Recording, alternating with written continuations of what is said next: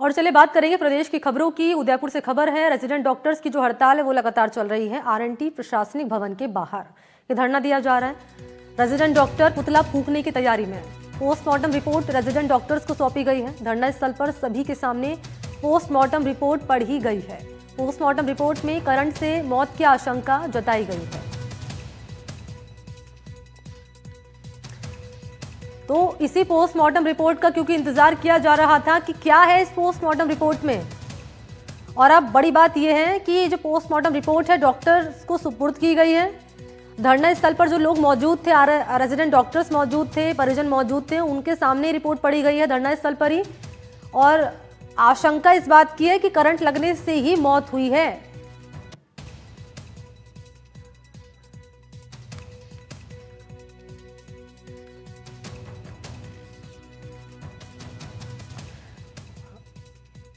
और सहयोगी संजय इस वक्त मेरे साथ ज्यादा जानकारी लिए इसी खबर पर जुड़ चुके हैं। चलते हैं संजय के पास। संजय, आपने ये जानकारी दी थी कि आशंका इसी बात की है कि जो रीपोस्टमार्टम कराया गया है इसमें करंट लगने से मौत हो सकती है।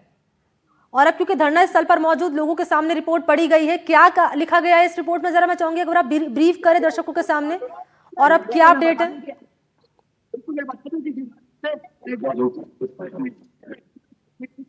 जो डॉक्टर्स आए थे उनके द्वारा जो पोस्टमार्टम की रिपोर्ट दी गई उसमें बताया गया है कि करंट होने से इनकी मृत्यु हो सकती है, क्योंकि जब करंट झटका लगा है तो उल्टे गिरे से उनके सिर के ऊपर चोट आई है, कहीं कहीं पे काले निशान भी हैं, जिसके चलते जो एसएमएस के डॉक्टर की टीम आई थी उन्होंने बताया कि ये करंट लगने से भी हो सकती है। इसके एफएसएल के जो नमूने लिए गए हैं उसकी दोबारा जांच की जाएगी और उसके बाद सुनिश्चित हो जाएगा कि डॉक्टर रवि की जो मृत्यु है वो करंट लगने से ही हुई है। इसी के चलते जो अभी आप देख सकते हैं कि पूरा जो रेजिडेंट डॉक्टर्स है वो एक पूरी रैली निकाल रहे हैं और प्रशासन के खिलाफ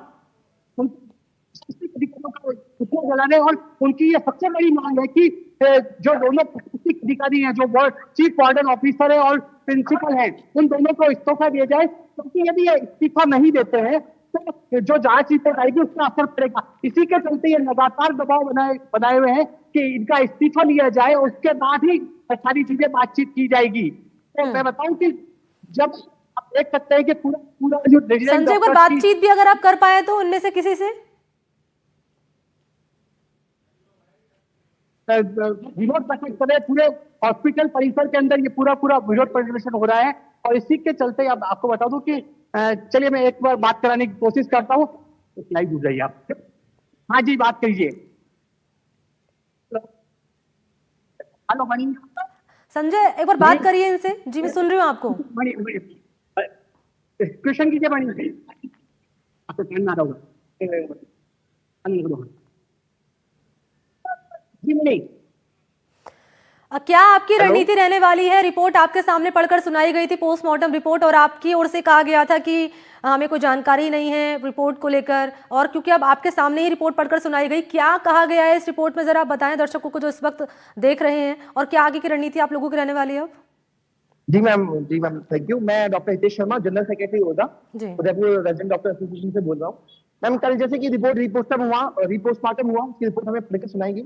तो जो मोटी बात थी वो यही थी कि पहले दिन से पहले घंटे से जिस पॉइंट पे हमने स्ट्राइक की थी कि ये जो मृत्यु है ये बता कि ये करंट लगने से हुई है, तो पहली रिपोर्ट में नहीं बताया गया, जबकि दोबारा जब रिपोर्ट कल पोस्टमार्टम की उसमें ये बताया गया कि जो मृत्यु हुई है इसमें जो घाव दिख रहे हैं वो सजेस्ट कर रहे हैं कि ये इलेक्ट्रिक करंट की वजह से लग रहे हैं।